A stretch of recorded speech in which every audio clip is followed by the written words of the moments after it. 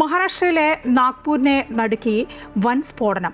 കറ്റോളിലെ സ്ഫോടക വസ്തു നിർമ്മാണ ശാഖയിലുണ്ടായ പൊട്ടിത്തെറിയിൽ 17 പേർ കൊല്ലപ്പെട്ടു. നിരവധി പേർക്ക് ഗുരുതരമായി പരിക്കേറ്റു.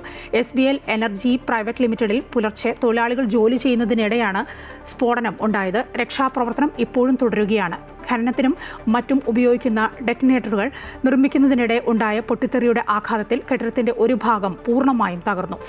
കിലോമീറ്ററുകൾ അകലെ വരെ സ്ഫോടനത്തിന്റെ ശബ്ദം മുഴങ്ങിക്കേട്ടതായി ദൃക്സാക്ഷികൾ പറയുന്നു. അപകട സമയത്ത് 30ഓളം തൊഴിലാളികൾ യൂണിറ്റിൽ ഉണ്ടായിരുന്നു. ഗുരുതരമായി പരിക്കേറ്റ 18 പേരെ നാഗ്പൂരിലെ വിവിധ ആശുപത്രികളിൽ പ്രവേശിപ്പിച്ചു. മരിച്ചവരിൽ സ്ത്രീകളും ഉൾപ്പെടുന്നുണ്ടെന്നാണ് പ്രാഥമിക വിവരം. സംഭവസ്ഥലത്ത് NDRF, SDRF സംഘങ്ങൾ രക്ഷാപ്രവർത്തനത്തിന് നേതൃത്വം നൽകുന്നുണ്ട്. മരിച്ചവരുടെ കുടുംബാംഗങ്ങൾക്ക് 2 ലക്ഷം രൂപ പ്രധാനമന്ത്രി ധനസഹായം പ്രഖ്യാപിച്ചു.